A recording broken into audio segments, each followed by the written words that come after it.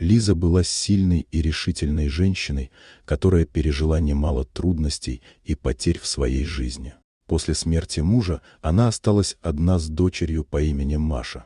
Лиза всегда ценила семью и старалась создать для Маши как можно более уютную и безопасную атмосферу. Однако после трагедии ей пришлось столкнуться с реальностью. У нее не осталось близких родственников, кроме отца мужа, дедушки Маши. Лиза понимала, что ей нужно работать, чтобы обеспечить свою дочь, и решила оставить Машу с дедушкой на время, пока она будет искать работу.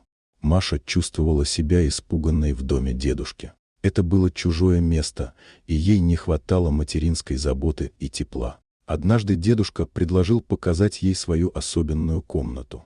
Маша попыталась отказаться, но дедушка с доброй улыбкой на лице настаивал. Внутри нее росло беспокойство, но она не хотела обижать дедушку. Тем временем Лиза спешила на собеседование, беспокоясь о дочери. Она была полна надежд, но, к сожалению, собеседование прошло неудачно из-за ее волнения и переживаний. Лиза решила, что ей нужно вернуться к дочери и, возможно, найти работу поблизости, чтобы всегда быть рядом с Машей.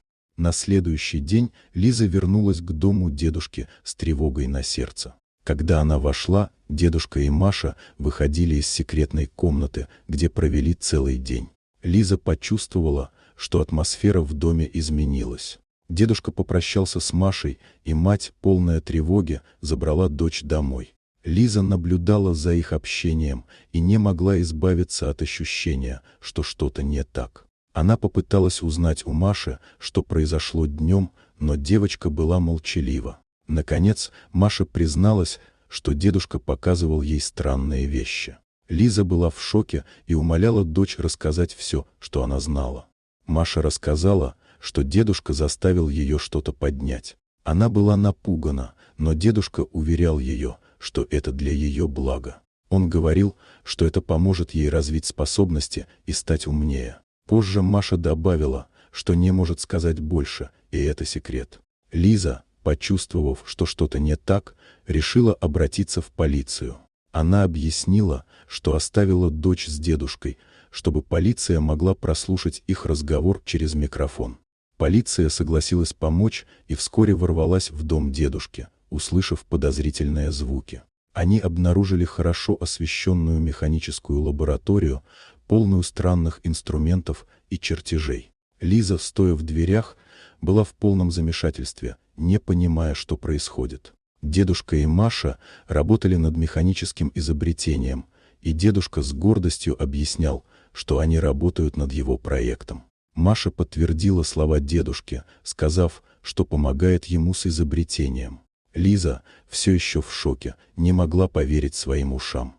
Дедушка оказался талантливым изобретателем, который обучал внучку секретам своего мастерства. Он объяснял, как важно развивать творческие способности и учить детей работать с руками. Лиза, увидев, как счастлива ее дочь, почувствовала, как ее тревога начинает уступать место облегчению. Лиза извинилась перед дедушкой за свои сомнения и недоверие. Она поняла, что в своем беспокойстве о безопасности дочери она не учла, насколько важно для Маши развивать свои таланты. Дедушка, улыбаясь, сказал, что всегда рад видеть Машу и готов обучать ее всему, что знает сам. С этого момента Лиза и дедушка начали работать вместе, чтобы создать для Маши безопасное и вдохновляющее пространство для творчества. Лиза поняла, что семья – это не только кровные узы, но и поддержка, доверие и любовь. Она была благодарна дедушке за то, что он стал для Маши наставником и другом, и вместе с ним они начали новую главу в своей жизни. Вот такая удивительная история. Дорогие друзья, если вам понравилось видео, поставьте лайк, а также подписывайтесь на канал, где найдете еще много интересного.